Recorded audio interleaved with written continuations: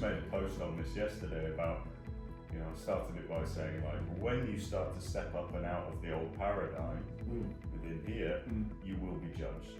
People will try and push you as far away as they possibly can because it deeply affects a part of them that they're not willing to go near. So instead of actually looking at it and being strong, this is what you get from doing these things.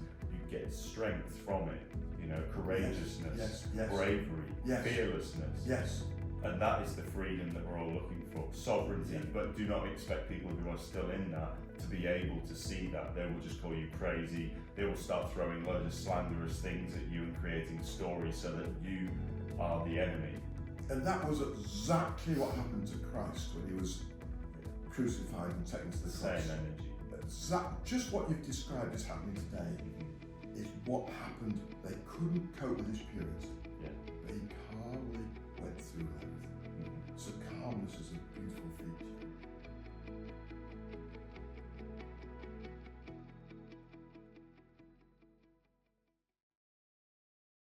So Lance, when you were excommunicated from the brethren, what sort of feelings did you go through, and what was the sort of overriding sort of doubts and worries and things that you felt at that time?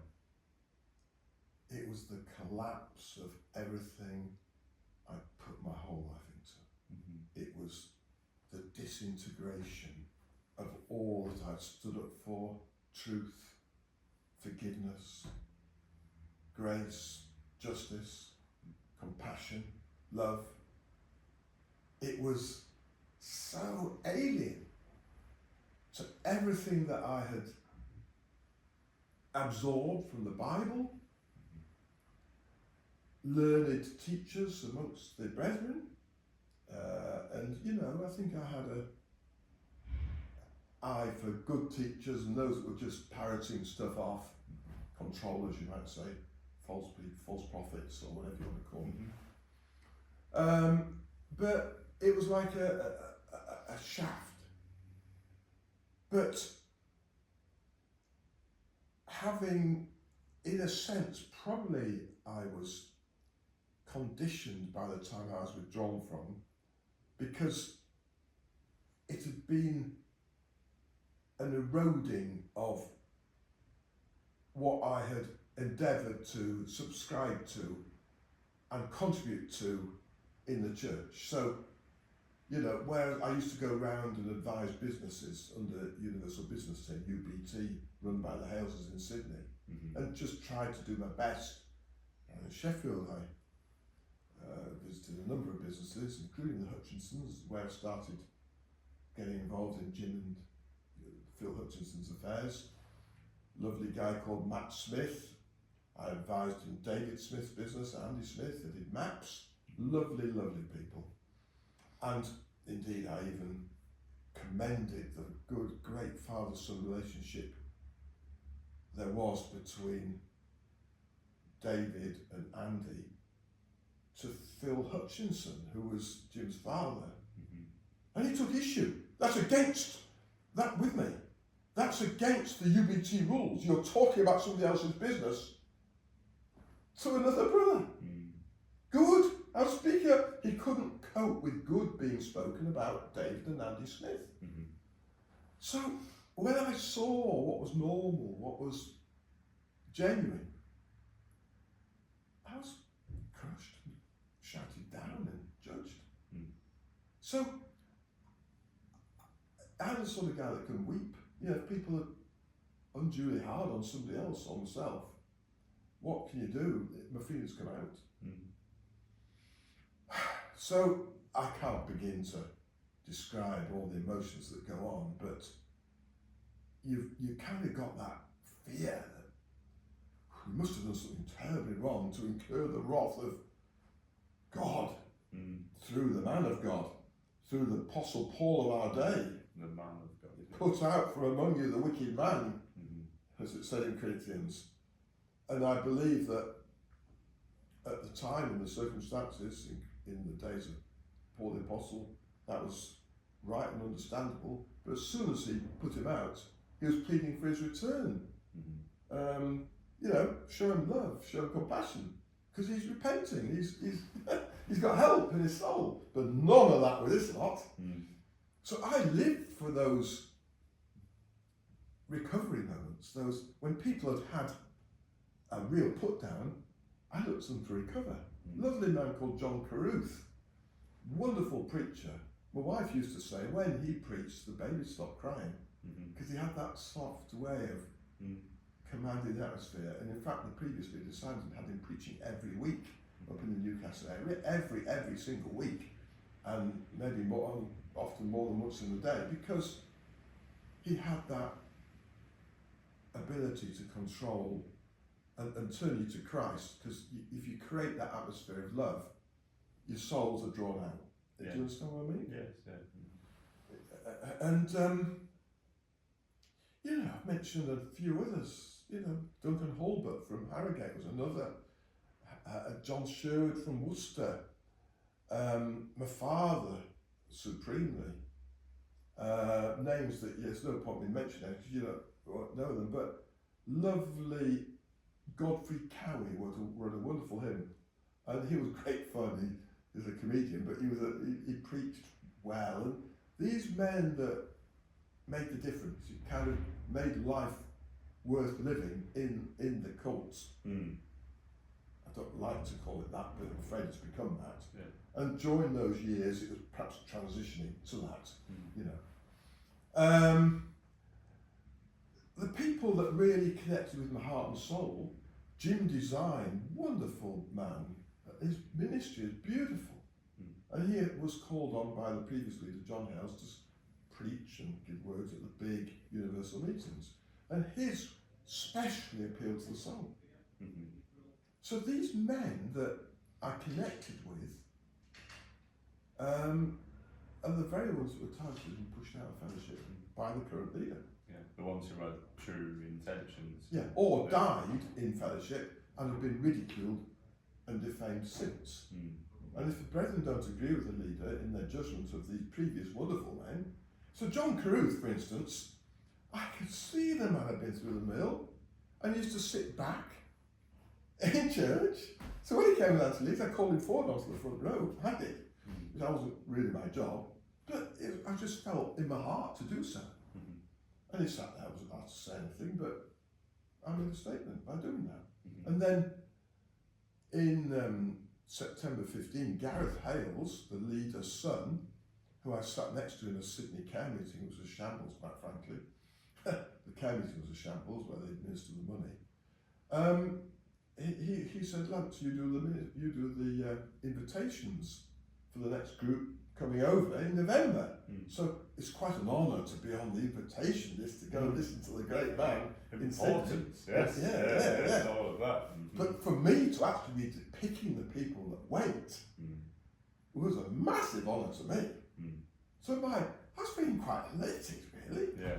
I was rubbished and ridiculed in the Leeds meeting, pretty much. I get that cloud was descending on me in these, because like I used to preach a lot and go to give words, but it came controlled, so I wasn't allowed to give any words, and I wasn't asked to preach, apart from one or two daring people in a little room somewhere made them gasp. My brother would go, "Oh, you shouldn't really preach." So those politics were brought to bear, and the brethren, Lance is in trouble.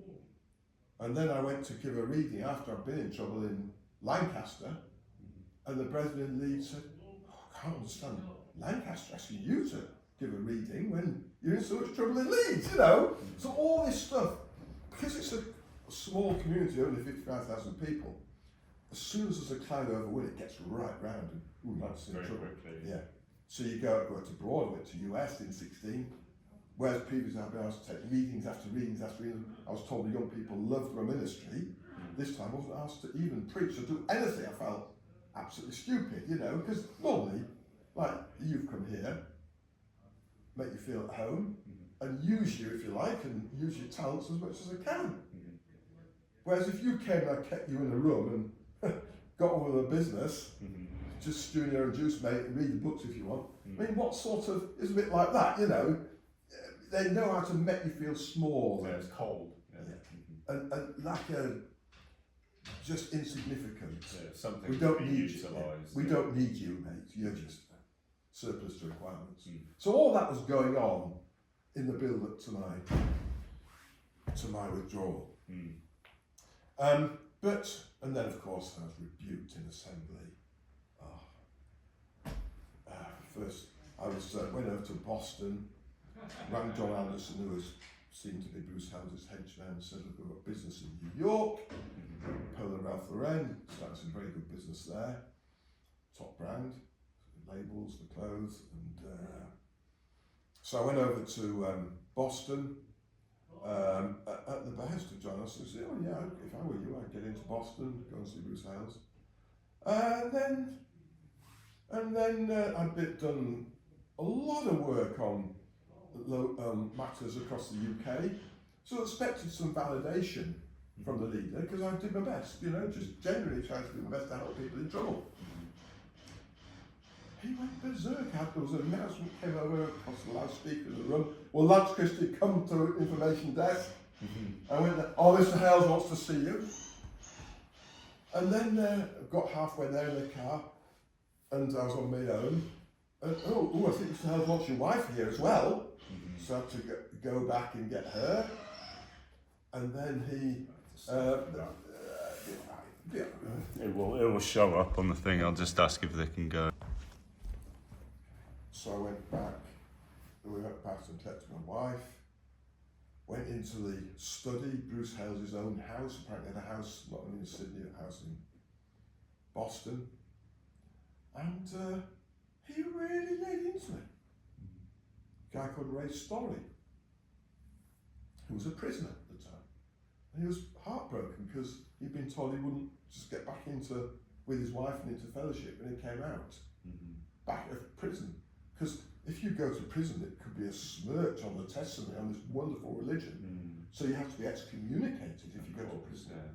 Because they've got to keep this... You can't be seen as a bad person. No. Yes, exactly. To have a criminal in our midst. And we deal with evil, Big show. So poor Ray was heartbroken. It was like in jail, other conditions in jail. It's not conducive. But he was keeping himself and holding himself against all the nasty influences, homosexuality and stuff, in jail, bless him. And when I went to see him and he asked me to go, he poured his soul out, and I was really, really impressed with the way he was open. Yeah. And so I came back from jail and found that they were starting to introduce him. One day he may go home for a few hours, just to start being introduced to his wife, not just in the visiting area of the prison, but at home. But then, because of the brethren separation rule, I heard this, they had to put a barrier and block doors so he couldn't have anything to do with his wife. Otherwise, she wouldn't be able to go to the meetings as well.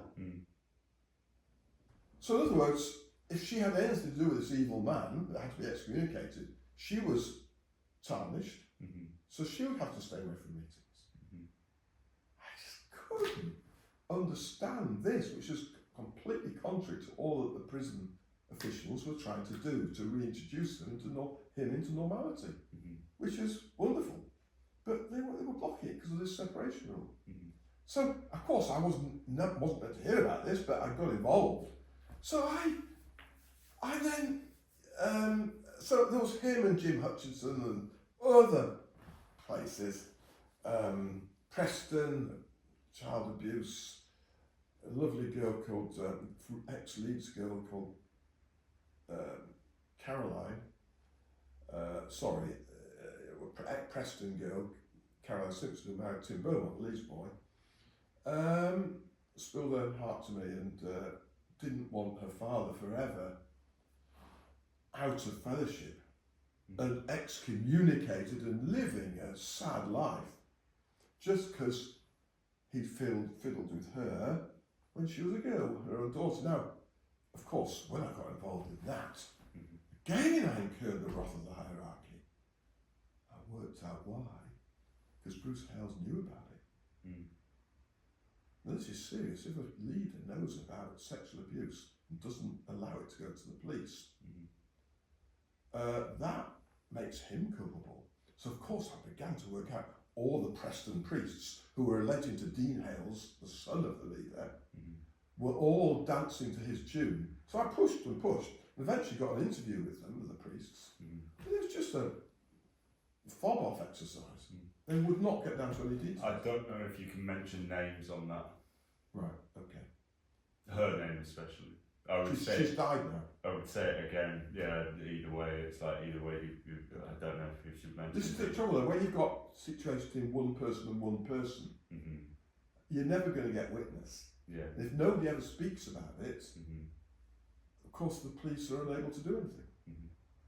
But what I'm saying is, when a religious leader knows about it, like Cardinal Pound knew about things, Sweeps it under the carpet. yeah, that is serious. And I've been to Bruce Hales' house more than once to tell him about sexual abuse going on in his church. And he just writes me legal letters and will not speak to me. Now that's what I'm saying. And if I just keep it entirely anonymous, and we can review this after, if I keep it entirely anonymous, he can just carry on fending it off. Nothing to do with me, nothing to do with me. But everything comes back to him. He is the totalitarian leader of the whole church. Yeah, and that's and he instructs what happens when sexual abuse comes to light. And he's all about protecting his image and the image of the religion, not at all concerned about the victims, I suggest. Or probably anybody below him. Exactly. You have to be in a place of devout narcissism to be in that place. Exactly. You know? Exactly. Yeah. And I'm prepared to take a risk. You might say, Lance, you're risking trouble here by mentioning names, but if nobody ever tells the truth about what's really happened, especially as I dug in there and really found out what was going on, spent hours and days and weeks, because once I get a job, I like to do it thoroughly. I don't just push it under the carpet. It doesn't matter about sexual abuse. I dig in. So having dug in, I think the law is weak if it says I can't speak to anybody about my own truth that I found out for myself through bitter experience and sacrificing weeks of my own time and money, lots of my own money, to find out the truth. So, but I just leave that on the table. I hold myself accountable to you, Sam, and anybody, I'm just saying it for maybe the family members and things like that involved as well. It's like it's a delicate subject, isn't it? But I completely agree with what you're saying. There's no way that people can be held accountable if they're just constantly, nothing is, it's maybe this, maybe that. And then she died, and so I asked to go to the funeral. They completely block it. I asked my brother Garth, I asked Tim Beaumont, her husband, but they just block me as though I'm some devil, I was concerned for her. I was concerned for her. Going back to the feelings of what you felt when you were excommunicated, how did that lead? How did the thought start to creep in that maybe something wasn't quite right with the thing? Where was the initial... Well, because I was groomed to think that the leader, Bruce Hales, was always right, reflecting God, I pinpointed it on my brother Garth, who was his appointed leader for the UK, you might say, along with other guys like Jim Hazel and John Rich. But so I could not understand. But then when Bruce Hales spoke so highly of Garth in meetings and referred to him, and I still thought that Garth must be deluding Bruce Hales, because I always still thought that Bruce. So right until the last day I was shut up, I was writing letters into Bruce Hales, giving them to Garth to give him. But I don't think he ever gave them to him. Probably not. So my feelings, if you like, my download was into letters, writing down the details of priestly visits, and I've got a whole screed of stuff on what they told me. You're like Esau, for instance, who, had no right to the birthright, and all these weird applications of scripture. And once they thought they were being kind when they said, I was like Peter, when the Lord said to him, "Get away behind me, Satan." Called Peter, said, "Get away behind me, Satan." So, Mr. Hales is calling you Satan, like the Lord was calling Peter Satan, therefore he's being kind. Do you get it? So the twist So here I am, Satan, but the leader who's calling me Satan is being kind to me. Now, that takes a bit of working out, doesn't it? And not only called Satan, but unlike the Lord, they were waiting for me to collapse in tears like Peter did, genuinely, and they were trying to make out that Hales is so genuine. He's trying to bring out the genuineness in me that was in Peter to the Lord, because Hales is the Lord. So they wanted me to burst into a set of genuine tears and say, "Oh, you must say you've completely failed, because to incur the wrath of the man of God, you're a complete failure. Don't ever defend yourself. Not one iota. You're finished if you defend yourself." So that's the way they crush you. And I was just, and then when I tried to stay, but hold on, what have I done wrong? Oh, you're trying to run your own case. You're harassing us. Yeah, you're making us scared. I was harassing them, the priesthood, by saying, hold on a minute, what have I done? Please explain to me. Yeah, I'm all ears. Please. Yeah. You can't be answered. I was holding myself accountable to them. And it went 27 visits, the same old thing. Oh, but Mr. Hales was pronounced on you. So I have a fair amount of spark, and I've got a bit of fortitude enough to, well, yes sir, 3 bags full. I'll accept anything Bruce Hales says. I had a bit more about me, a bit of sense of justice about me, like Jim Hutchinson. And you link on with people like that, you see. And of course, so no, if you pitch your idea of justice against the man of God's idea of justice, you are completely finished. So they were just eroding all the fabric of my being that I built up, because I wasn't allowed to go to university, I wasn't allowed to get training on Holy Scripture. And the truth stand for the truth, speak truth. I felt that if I just carry on speaking the truth, whether it agrees with Bruce Hales or not, eventually there will be a parity and truth will win. But it didn't. I got shut up and withdrawn from it. And here I am still saying the same thing. And actually bringing the papers back to more than 12 years later, saying you shafted me. This is why I'm out of fellowship. So I've got a right to come back in. And that's a different approach to saying you're a bunch of jerks and judging them like they judge me. Yeah, totally. You don't fight that back with that. Yeah, no. That's it. And you can't even say you're a narcissist, because narcissists will never accept that approach. The only way I've come to is you've got to create a mutual atmosphere where the lovely brethren join together on the basis of the love for the Lord and the truth, and pure response to the attractiveness of the Lord, and that will expose the narcissists. So I'm still on that line. I used to say in the church, mutuality is not relying on one or two prominent figures in a church, in any place at all. It's the body of the brethren all taking up personal responsibility. So you get a safe collective. Which is often unspoken, so they don't speak much in church. But that reservoir of love is actually there. So you imagine my feelings when the judge received an approach from the brethren in Leeds after I'd been withdrawn from. Not only withdrawing from me, shutting me up, shutting me withdrawn, but then they all joined together to bring a case to the judiciary via the police that said we all joined together as a complete assembly to judge Lance as being a criminal because he's harassing us. Because harassing is a criminal offence. So it all came up and I was just devastated. So I went through every, and then the judge said, no, a religion can't bring, can join a band together like a bunch of thugs, basically, didn't quite say that, and condemn a man like this. That's illegal. So they had to regroup and work with the police and work with the lawyers and asked the lawyers how we now could attack Lance again. Mm-hmm. So 21 different witness statements came in different wording, saying the same sort of thing, how I've been harassed them and causing them upset and distress and grief. But it's only because I speak the truth. Yeah. And they can't handle the truth. Yeah. And that all came out, as I said earlier, it came out that they couldn't find one word of harassment in all the documents they were bringing against me. Yeah, because it was neutral. Yeah.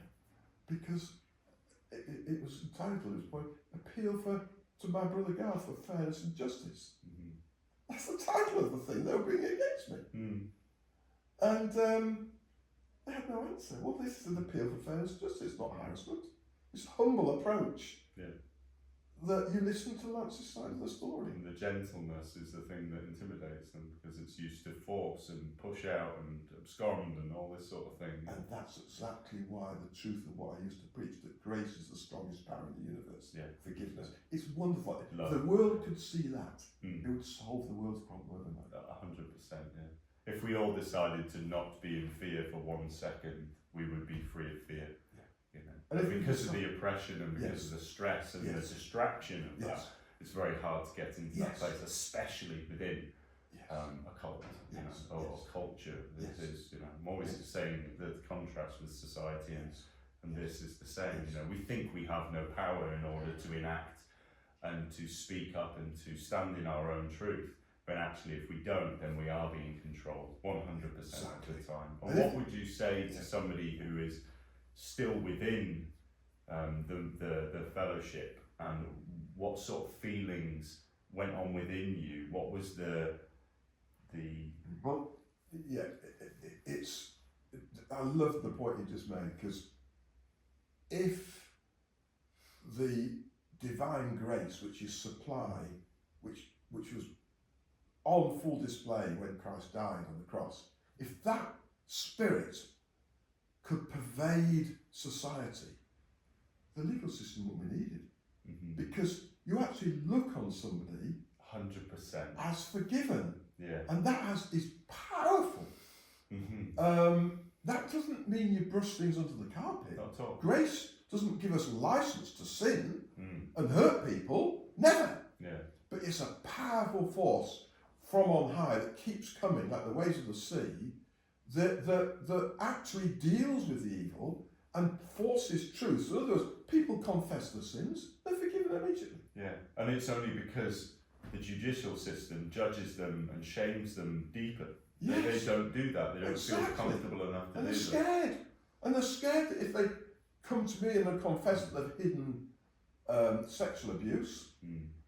that I will go to the police. Well, I may have to, but the police, in the context that they've been brave enough to come to me if they've hurt me, or you, doesn't matter who, in the context of them wanting to clear themselves and get right, the police will recognise that. Yeah. And they may have to, it's serious, they may have to put them in jail. 100%. Like Yes, they're going to try yes. to get me into jail. But that's just the way the justice system works. Yeah, I think if you cause harm to others, or then you are accountable Yes. for that, and there's no way that you can get around that. Whether or not you think you've swerved it in this lifetime and been clever about it and all the rest of it, all is seen by God. Yeah. All is seen by God. So if they came one after the other to me, and I'm not pushing myself up as any forgiveness comes from on high, not from me, but if I forgive them for what they've done to me on a personal level, it's a lower level, but and they know before they even come to me and tell me the truth about what they've done, that I'm going to forgive them because I'm a forgiver. Yeah. I will then join them and advocate for them Yeah. when they go to the police, when they have to go to the police. Because you see them as innocent. That's it. As We you put were. as much down to innocence as we possibly can, like the But- Lord did on the cross. We say that, even that applies to Hales and things like that. But the fact that he's continuing to lie, it's not for us to pass judgment on him, it's for himself to take the accountability of that, so that he can free himself and he no longer has to be in that state of fear. Exactly. That's the true divine grace of what you speak of, and that is love. That's unconditional. I accept you unconditionally. And all of the people who are below him, who think that they are below him, you're already all forgiven. And There's that's very nothing much, wrong with it. if you can see it this way, when I've been to my brother Garth and presented him with an invoice for £2.5 million, just to help me get through life because of the way he's treated me, it's actually his olive branch. He can actually reach out and do that. Yeah. To actually save something far worse happening to him. 100%. Not that I'm going to be No, it's not up to you to do that for him, but you are putting out that hand. Yes, aren't you? Yeah. absolutely, because the world recognises that a transaction of money is a sign that, hey, yeah, I've been wrong, yeah. And it's actually repentance, a sign of repentance. But, oh no, if I give anything to Lance, that's giving the game away. I have to admit this, this. So he can see a whole pack of cards falling if he gives me a penny. Yeah. So he has to keep piling the pressure on me and charge me more legal fees and make me bankrupt. So I'm no longer a threat. Yeah. So it's not me, it's the truth that's a threat to him. Yeah. What came out of court case, it was they are fearful of the consequences of their own system on them. Of that admittance. Yeah. Yes, because they're judgmental themselves. So it's a system of judgment, not a system of grace. Yeah. So it's a system of demand and taking money rather than a system of supply and giving. Get it? Yeah. I hope they get it. That's it, yeah. And I'm not preaching at them myself, I'm just speaking the truth and just how it feels. Critically ask yourself questions. The cognitive dissonance is the thing that is keeping this world at the moment in a bind, a very uncomfortable bind for all parties. You know? And all we're doing is we're exposing and shining a light is a better term on that light. You know? And I'd quite like to just use this opportunity to explain to young people in the church and other churches and at large why they may be having mixed feelings about the treatment that their parents or grandparents are getting. So maybe your grandfather, who you loved as a child, is being defamed by a church leader. You've got you're under massive pressure to agree with that judgment. And if you're ever asked by a church leader whether you agree, if you say, oh no, is it your parent, you can just lose everything overnight. It's fear. So there will be a lot of young people in there who know in their hearts their father was a good man, their mother was good, their grandfather, grandmother. But when they are hijacked by religion to speak well of a leader who takes other men's wives to bed, and forced to make that under massive pressure, they'll lose everything if they stand against it, like so many did. That lie, that deception has to perpetrate right down the generations. So they're a product of that. So that fear of speaking the truth means that actually they're living in trepidation and fear of punishment rather than living truth. They're not free. Yeah. If the Son shall set you free, you should be free indeed. They're not in that space. Yeah. They're in a system of fear. So I went through this when my parents were withdrawn from, and my father, I remember vividly, we had the leader to stay because my father was well respected. My mother and father had been over to Nietzsche, the new leader came from North Dakota, he was a pig farmer, quite rough, but nevertheless my father had come into the fellowship in 50, as I said, got through the chopping waters of the 60s, lived through Aberdeen, managed to keep the brethren in Leeds fairly calm through that storm because he didn't make issues, never said in the assembly that he would let my mother go to bed. He might get away with that, he wouldn't. He's a good man. He came through, amazingly, he came through that and actually caught the eye of the new leader to the extent that he went to Nietzsche to a meeting and my mother sat next to the leader's wife, which is almost accreditation that my father was right up there, the man for the UK, you know. And then, big honour, the leader was coming back to Leeds to take these big 3-day meetings in November 72. He stayed with us in the house. And of course we were lively lads. And anyway, at the end of these big meetings in Bradford, we had to travel 10 miles and take the leader. My father and mother took the leader and his wife through to the meetings. You know, they had to. My mother and Mrs. Simonton were sat back, and the old man Simonton would walk out, my father after him, to the car, and then my mother and Mrs. Simonton dutifully, or everyone stepped in silence, would carry on, and then we'd start talking. Anyway, my mum one time thought this. So Mrs. Simonton went out. She didn't follow her. And of course I had to wait in the car. She told me this in graphic detail. So eventually she spoke to some of her friends and told them about the weekend and how things were going in the house with the Simontons. We had a guy called the son of the previous leader, James Taylor III, staying with us as well, who did a big cover-up job at Aberdeen to save the testimony. My mother went out and she told me, as soon as she got in the car, Simonton turned around. "You're an in-subject woman!"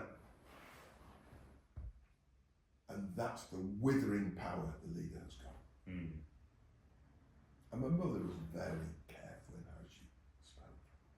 So it went on next morning, we had the supper in the house, and reading, and Simonton quoted something I said in my, because he used to jump up and say things, and I was quite worldly. I've been to the theatre on the Thursday night when he was arriving stuff, which you're not meant to do. So, but nevertheless, I had a love for it. My parents had brought me up to respect the assembly, so I did respect the church. I was very conscientious, wrote detailed notes of the meetings, and still got them. I've done that on my life diaries going back to year dot, which is actually can be used in the court of law. It's really good. Helps you remember. Yeah, absolutely. So, but what I'm getting on to was shortly after that, my father was sat back. So it had gone right to the top. And then, within, I think it was certainly 6 months, I can't remember exactly because I was only 16. But this was November. By, I think, January, it could have been February, my father, who'd been leading things, in a sensible way, it's a mutual way, but he was the man that took responsibility if things went wrong, and people came to him from the place, and I was used to be amazed. I used to stand over listen over the banister, and he was helping one person after another who would ring in soul distress and couldn't understand these things that's happening in the church and that and the other. He's a wonderful man. And so he sat back and never spoke again in any readings from about, I forget, I think it was probably January, maybe February. Later I've heard that he went to Liverpool and stayed with a guy called Dudley Clayson, who came to Leeds eventually, and he passed the death knell at my assembly meeting, anyway, that's my rebuke meeting. Nevertheless, and of course, Simonton was damning my father and others, Robert Gibb, another lovely man, and a few others. And my father sat back and was obviously just trying to weather the storm and didn't know what had happened, like I was feeling when I was under the cosh. And my very brother, who'd asked me to sit forward years before, was then said, "You better now sit back." So I remember saying, "But I remember Dad sitting back." And he was out of fellowship 6 months later. The same thing happened to me. So I protested, because my brother said, "You must sit back." He's in control of all the seating. Actually, although, seating doesn't matter, I say it's a big front. It doesn't matter where you sit, to make it look as though it's not a hierarchy. Yeah. But wow, it's very tough. The whole thing is, you always grade the hierarchy according to where they sit. Especially in big meetings when the leader's there. He wants to see all his men on the front row. And doesn't want to see any half opposers or anyone that's got a question or a doubt sit them outside watching a TV screen or something, It's kind of like everybody sat there kind of going like, You're watching each other, who's going to fail next? Yeah.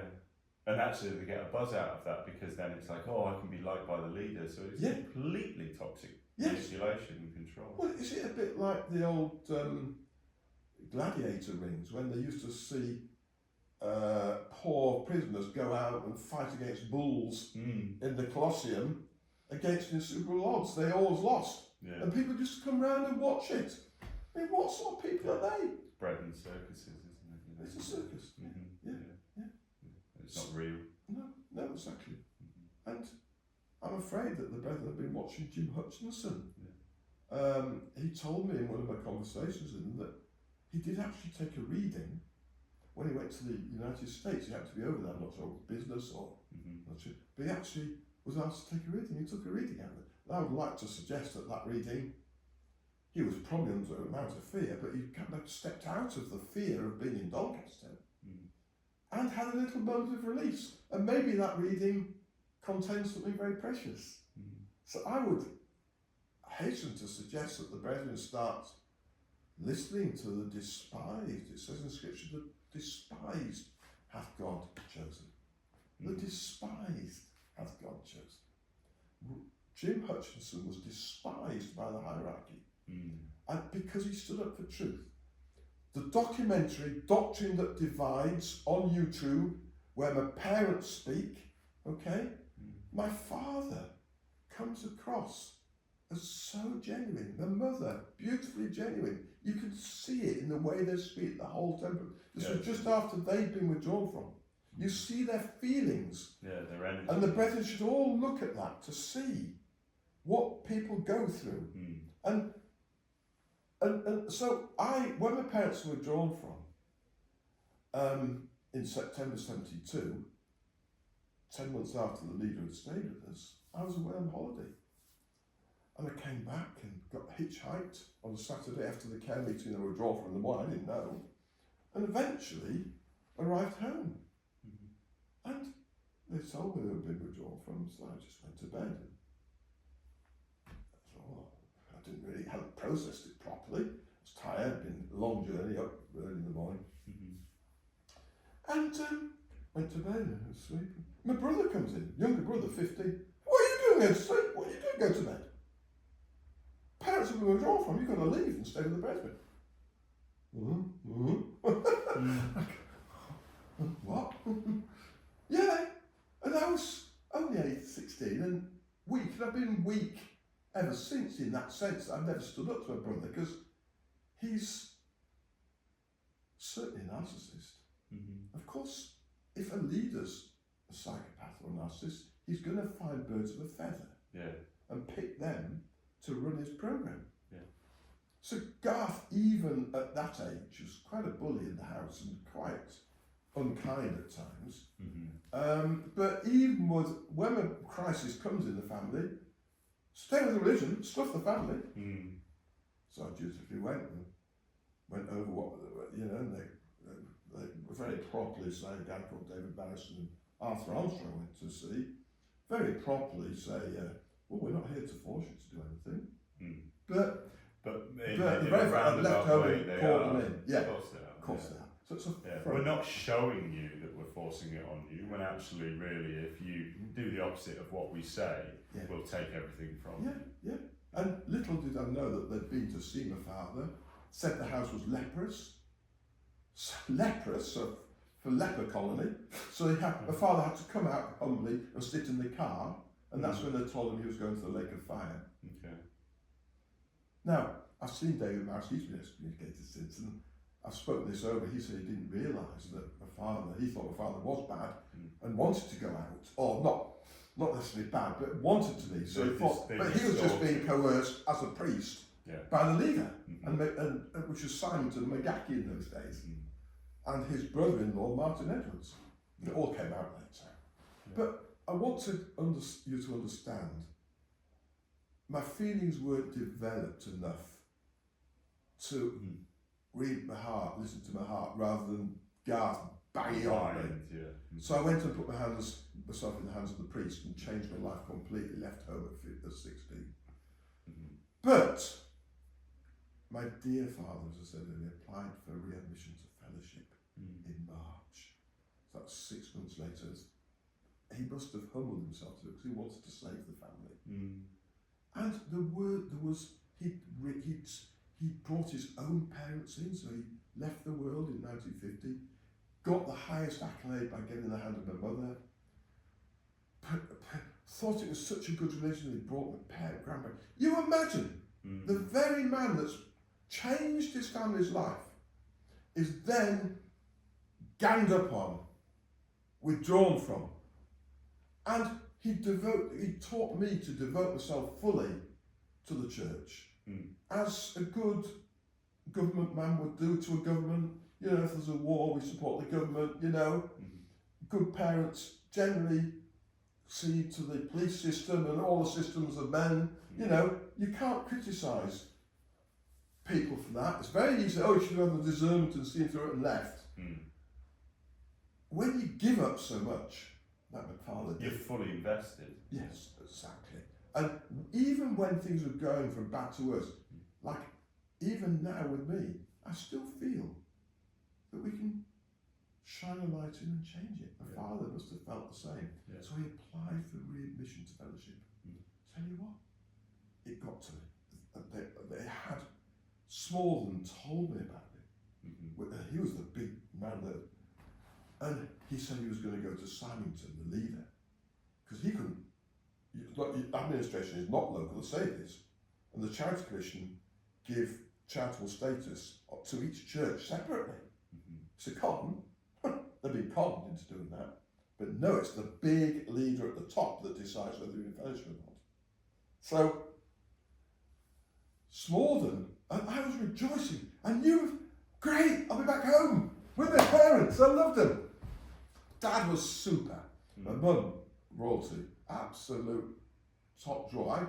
I come from good stock. I'm not saying it's come down to me. There's not much evidence it's come down to any of my brothers apart from Cedric. But I don't blame my parents for that. They brought us up well. It was the power of the religion that did it. False leaders. And it's serious. This is serious stuff. So when they reapplied, my heart, I remember now, my heart rejoiced. I thought they were coming back.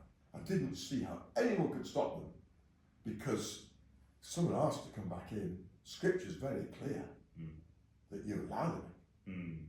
Interesting. And so I was on fire. I was just, because I wasn't getting on well in the household where I was staying. The Harry Marison, I was just with an old couple. Harry Marison, the stepfather, if you want to call him that, was a decent enough guy. He was an old, he's a major in the army. But really, but his wife, one bath a week. All that control, regimented stuff, you know, and you've got to eat your meals on your own. And when the leader came to stay with him, you're sleeping outside, nothing to do with him. Yeah.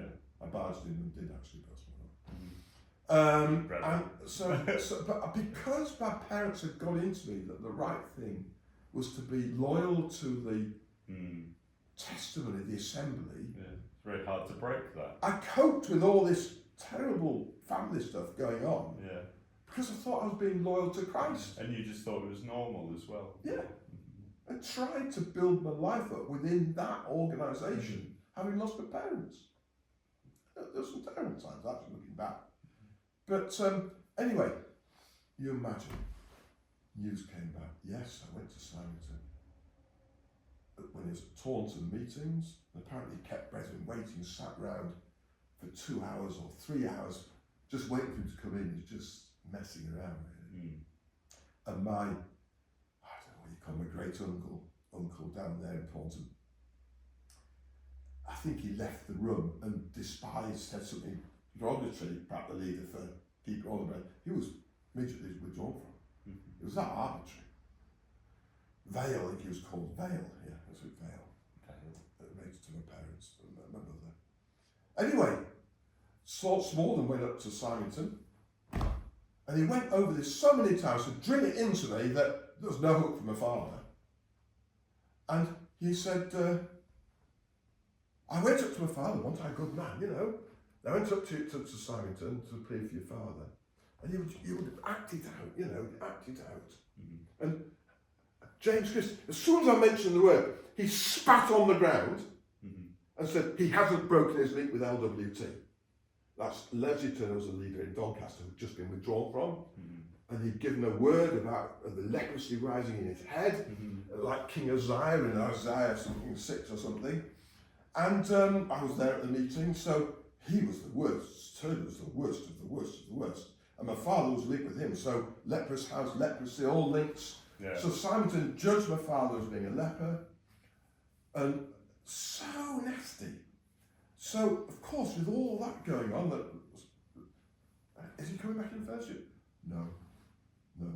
Simon's won't let him. No, it's serious matter. We didn't go into that amount of detail. I found it later, because I started knocking on Smaldon's door. Why is that? I dared, which others aren't doing about me, I hope they'll start, I dared to say to the leader who'd been appointed by Simonton to be the leader in control, and I spoke to his son, Michael Smaldon, a number of times, and they would just fob me off. And I said, I asked for a copy of my father's letter when he was alive. Just no good reason, because I didn't want to be chucked out by pressing too hard. So I asked very respectfully and softly, if you like. So I wasn't they didn't think I wasn't really a threat. I didn't stand and start getting, I want it. So I thought my opportunity came when Smaldon died. So I went to Mike, started dying, because I was shut up when Smaldon died, because my daughter was having a bit of a fling with her husband and dad. So of course we all shut up, and the family went to live with, including Yarla's sons, went to live with Garth, the guy that's turned against me now, big time. Family were just split up. So they had to get married because they'd had, it wasn't intercourse, but because they'd had a little bit of a liaison. The leader said, Bruce said, they have to get married. Well, they weren't ready to get married, so we had to wait months while they got ready to get married under the control of the leader. And he controls marriages as well. Yeah. It's shocking. All through shaming people as well. Yes, and make sure that loyal hierarchy leaders and their sons who have twisted the lies, get wives who have got a bit of generational fortitude, to put it that way, or got some steel, so they can be influenced as well. So gradually, I believe, and they'll challenge this, surely they might put me in jail for it, but I believe that there's a whole control of marriages which makes sure that those that are yes sir, saying that Bruce Hales and Alicia are unquestionably loyal. Yes, are getting wives that are beautiful, but not only beautiful, got some generational stuff coming in that where they've got more than just pretty face, but they have to be influenced into thinking the same way as their husbands, and gradually that is spreading, and that's why I've not got anyone standing up for the truth now in the organisation. Because it's been so well orchestrated, and literally it's Punch and Judy, isn't it? Hales is there sticking his hand up and controlling. Not that those people are aware of that. They're just playing along because they think that, I'll get a big house, I'll get material gains, I'll get this beautiful wife. None of that stuff stands up to your soul. And so I can't start telling you how my tears flowed when I heard my father wasn't coming back, my lovely father. And I can't start to explain when I was rebuked first time in January 2015, just before Jez went to Australia to be with the Haleses in Sydney for a whole year, just the week before he went. The night the Charity Commission agreement, where the Brendan have got to be kind to leavers, was all read out in the Leeds Assembly, and a guy called Mark Bailey, who was really trying to shaft me, shocking guy, he read it all out, all his smooth way, we're kind to leavers, show compassion. And this is imposed on the religion by the government, by the British government. But they don't do a thing to check up now that it's happening. So that night, after all this read out, And Bruce House's letter was read out, which basically said I'd been interfering in Sheffield administration, Jim Hutchinson, interfering in Nottingham administration, Ray Story, and basically I was leading parties, and so all this superfluous stuff, which just wasn't true, it was lies. But because of the pressure, with all the brethren there looking down as I was judged, a bit like the Roman arenas, like we described just now, when you've got all these people sat round gazing at you and judgment being read out in church, the pressure on you is just to collapse and weep and say, yes sir, yeah, Bruce Hales is right. Oh, I'm sorry. Yeah, crush you in the spirit. Whereas I've been arguing and pressing. They were going to bring it up in the November care meeting, and Roger Edwards rang and told me we're bringing things up against you in the morning, so I'm not coming out then. So he rang me back, look, we won't bring it up, so come out. But obviously been in touch with Bruce Hales, he said, no, don't, just give it time. So that's, and now Roger Edwards is reading out things in assembly saying that I'm Alexander the Smith, and that I'm a threat to the testimony, and I'm going to court, telling all the brethren I'm going to court when I was up for contempt, and obviously expected me to be judged by the system, and they only got me just over the line on 1 out of 59. So apparently Roger Edwards in Leeds, but all the assemblies around the world, because I've become a problem because I'm writing in and telling them the truth, they're all hearing letters of judgment read out about me all around the world. What sort of a chance have I got? And nobody likes anybody who just keeps coming at them. It takes a real strong soul to be able to just go, I'm going to persevere anyway because I'm standing in my truth. So I'm simply saying now the latest is, look, just don't bankrupt me. Don't take this house away from me, please. It's my only home. That's a nice one. Oh, Bruce has it. No, we want that in a small little shack somewhere. So if we take all this money, he won't be able to afford this house. Therefore, we'll keep him where we want him. That's pretty much what it boils down to. It's schoolyard bullying. Well, it's exactly the same as what's happening with you, with everybody else. It's just you're now consciously aware of it, and they are still in the throes of it. But if they are critically starting to think, what would you say to them? Well, I would say it's right to doubt. So we were taught in there, loyalty is loyalty to the leader, loyalty to the commander. If you have any doubts, that's very serious. Doubts are wonderful. If you doubt me, fine. I hope I'm conveying that I'm genuine. But if you want to doubt me, please write to me. I hold myself accountable to you. Come and knock on my door. Glenn Harding, Garth Christie, all these people that have been against me. You have nothing to hide. We thought you've given us this video today on whatever the date is, 24th, 25th of June 2025, and you said this, we've got doubt that you're saying the truth. Please come, talk it through. So another wonderful guy called Richard Story, who was excommunicated mercilessly, has had a terrible, worse than me, because just take all the money. He actually added something to Jim's wonderful clarion call when he said just before he died, the truth will win. Richard Story very insightfully said just the other day, he said to me, the truth will win if we communicate. Isn't that wonderful? Man of wisdom. The truth will win if we communicate. So we need communication going on between ex-members who have been judged and members of this church, of this particular church. But that applies unilaterally across the world. If you fall out with your neighbours, start communicating and find that they're not quite as bad as you think they are. Yeah, find some commonality. Yes. And stuff all this.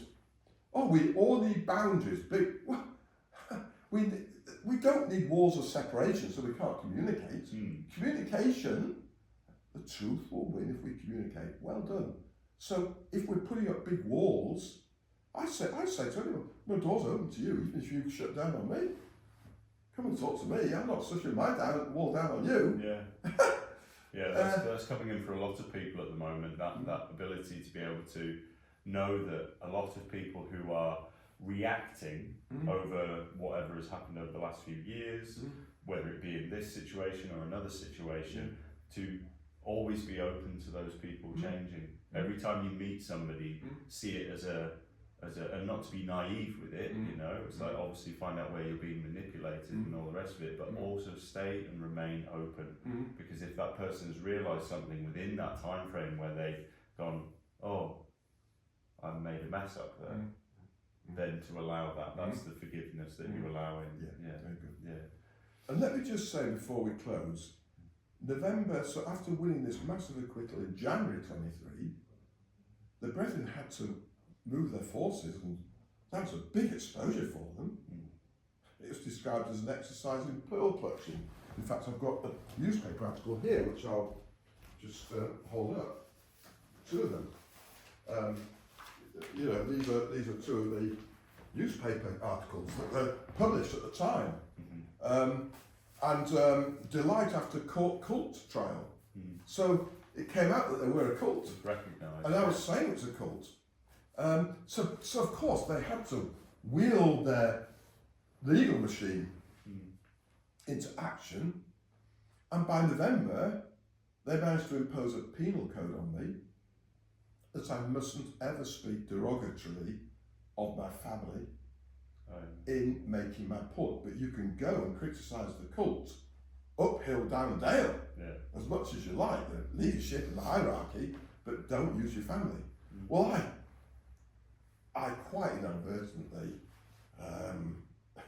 sent out documents because I was standing for justice, included links to documents I'd done before, which were quotes from my lawyers, which were derogatory. So lawyers are allowed to say the truth.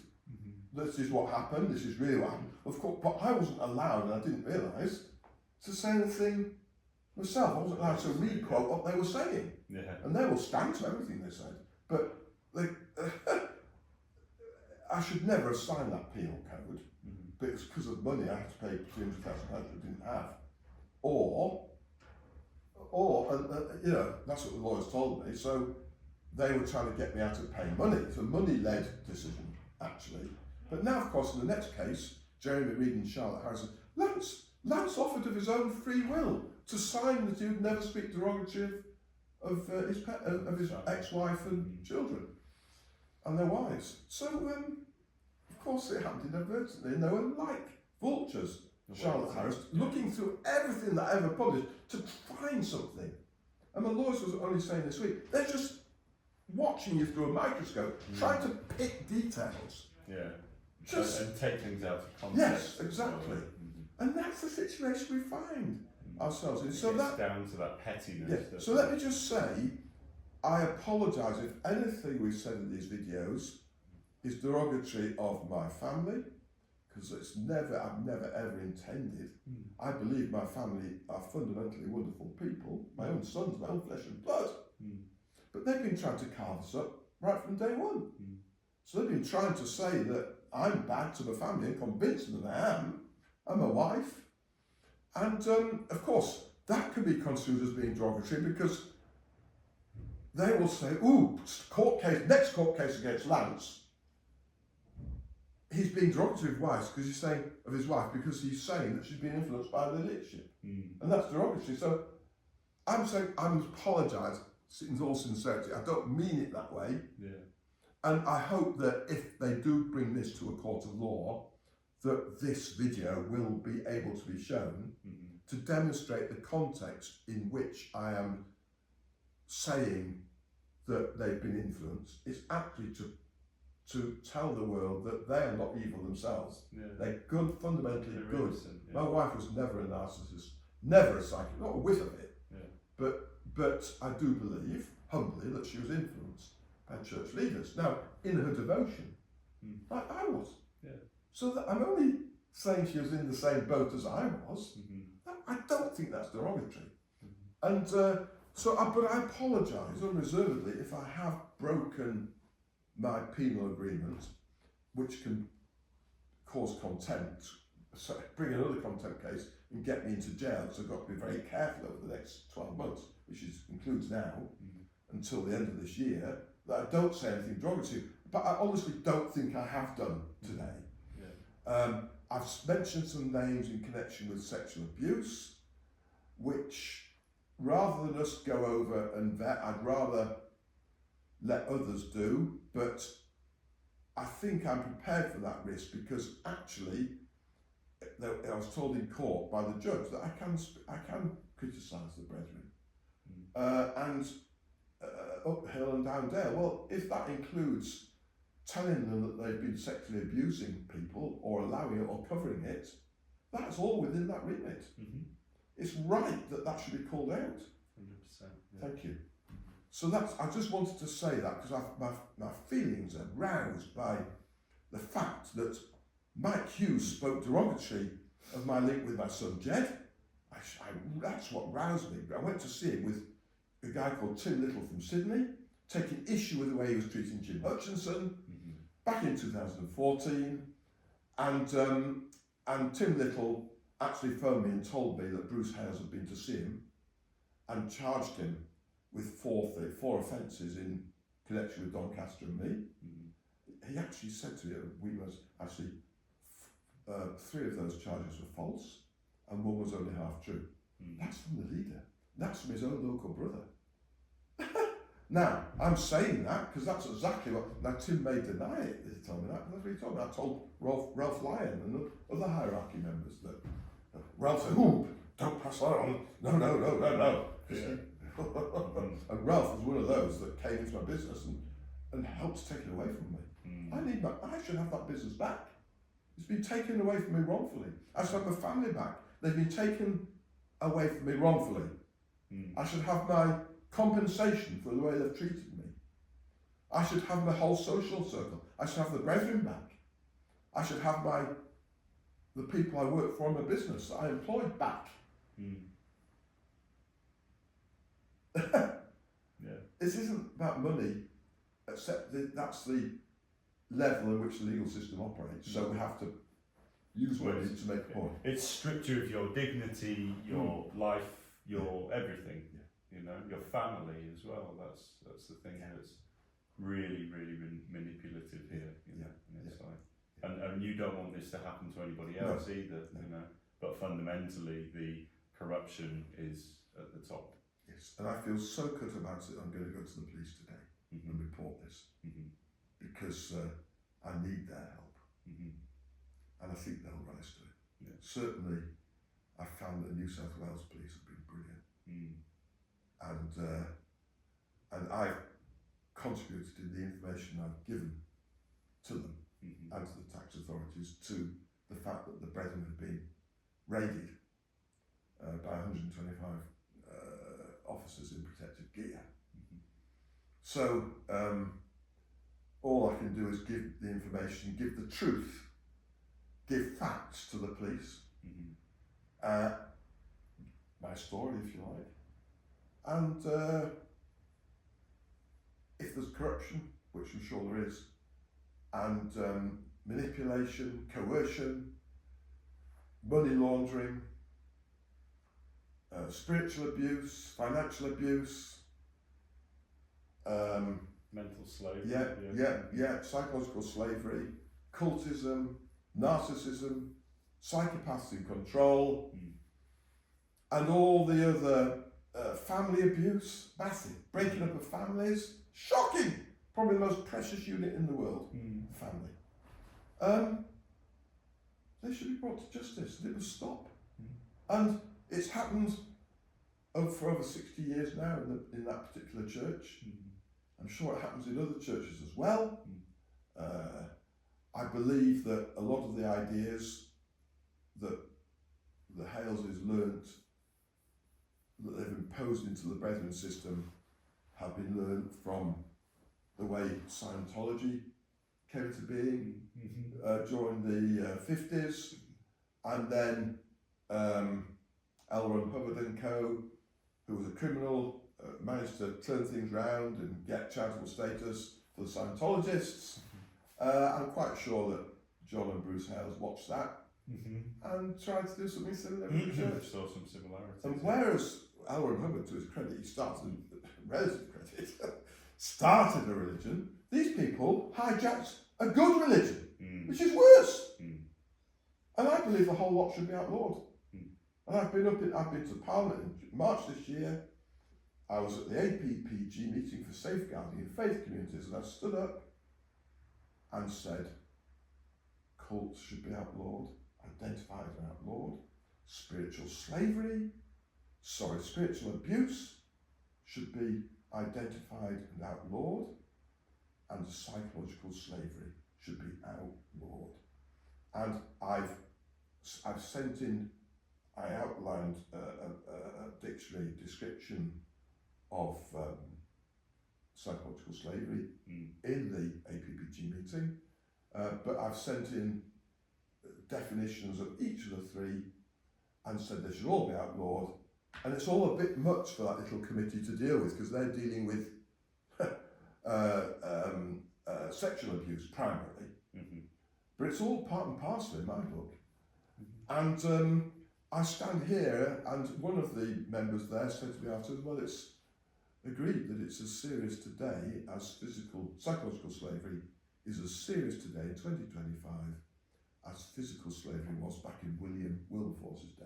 And William Wilberforce, the greatest Yorkshireman ever to live, I think he's been acclaimed as that.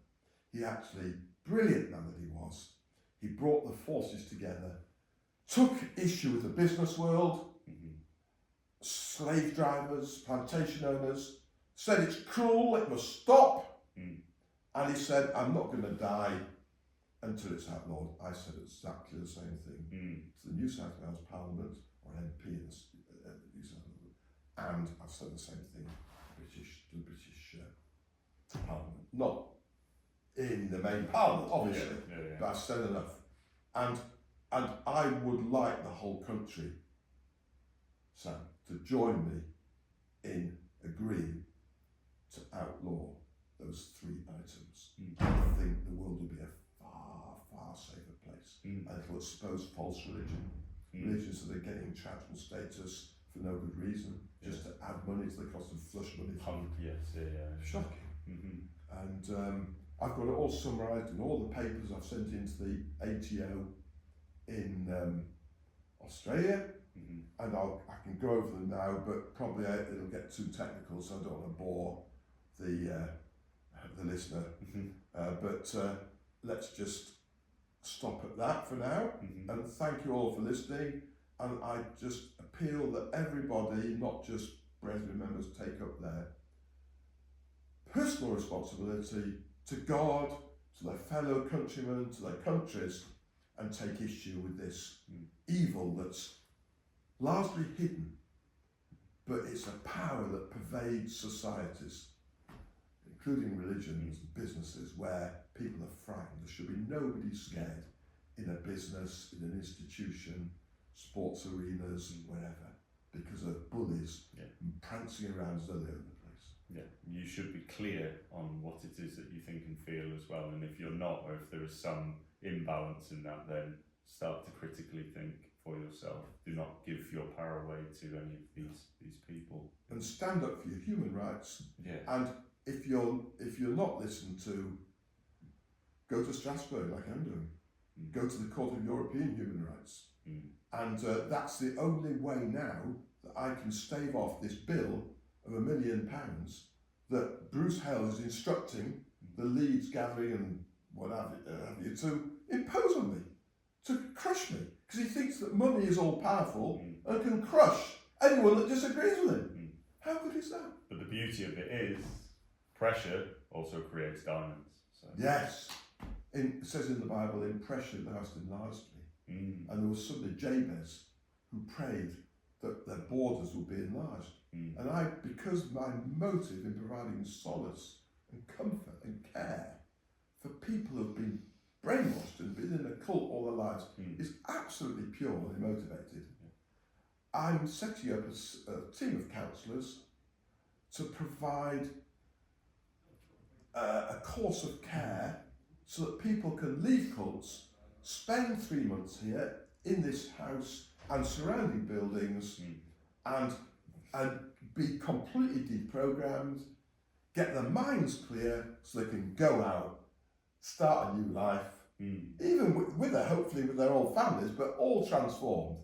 And that's perfectly possible through the grace of God. Yeah. Not because of me. And you're giving space for that, and that's the really beautiful thing, you know, because it is such a worry for people who are in those situations. I see it in society as well. People are scared to come out. Yes. They're scared to speak up because they think that people like you and I are crazy. Yes. When actually we've just transcended that Yes. limitation of that fear that keeps us trapped within that. But for anybody who is still within that system and feels as though they want to now move and transcend and have that freedom of sovereignty within themselves, then this is a way that we can do this. And furthermore, businessmen have been here, and I've presented my number of them, my LV8 program.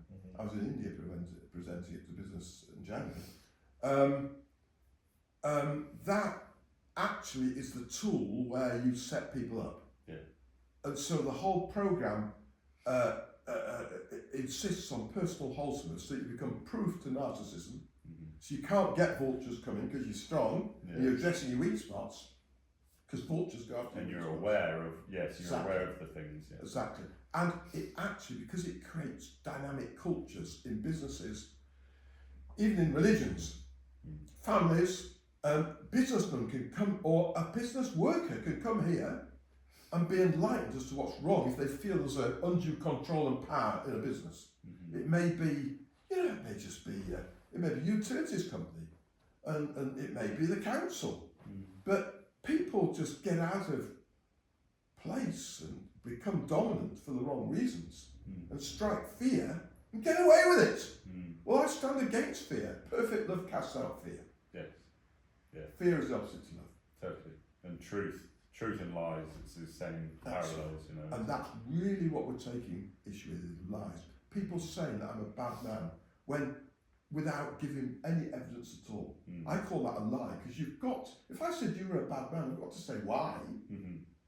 I can't say you're a bad man because you are sowing discord. So what does that mean? If you had said something to upset somebody, and it had upset somebody, it's their problem. Because I trust you to tell the truth. So if I it's obvious that you can't go around judging people and destroying people by getting a whole gang of people. Just because there's a lot of people facing this way and you're facing the opposite way doesn't mean that you're in the wrong per se. No, it's populism. Moreover, it's just, yes, exactly. Yeah. It's populism, which is really the truth of the mass view rather than the truth. Yeah. And people say, oh, what's truth? No such thing as, of course, truth is the truth is the truth. It was set out supremely in Christ. And what does that mean? It just means that he was altogether that which he said he was. No bullshit. The truth is that we're all one organism, all responding and dancing with itself. That's it, I just made a post on this yesterday about, I started it by saying, like, when you start to step up and out of the old paradigm within here, you will be judged. People will try and push you as far away as they possibly can, because it deeply affects a part of them that they're not willing to go near. So instead of actually looking at it and being strong, this is what you get from doing these things. You get strength from it, courageousness, bravery, fearlessness. And that is the freedom that we're all looking for, sovereignty. But do not expect people who are still in that to be able to see that. They will just call you crazy. They will start throwing loads of slanderous things at you and creating stories so that you are the enemy. And that was exactly what happened to Christ when he was crucified and taken to the cross. Same energy. Just what you've described is happening today is what happened. They couldn't cope with his purity. But he calmly went through with everything. So calmness is a beautiful feature. When you're under attack, if you're pure, like Joseph of old, he was sold for 12 pieces of silver by his brothers, who went and dipped his coat of many colours in the blood of goats, went back to their father and lied to him, said he'd been gored to death by goats, when they got money illegitimately. Of for his sale. It all turned round. Yeah. And he became the judge. What wonderful scripture is full of teaching, and I'd advise any young person to bury themselves in scripture like I used to do. And I used to read scripture like that to my sons and daughters, you know, right when they were young. And actually learn morals. Learn that real life is a moral life. You don't hurt people. Yeah. You don't judge people. You love people. You don't sell people out. You forgive them. Yeah.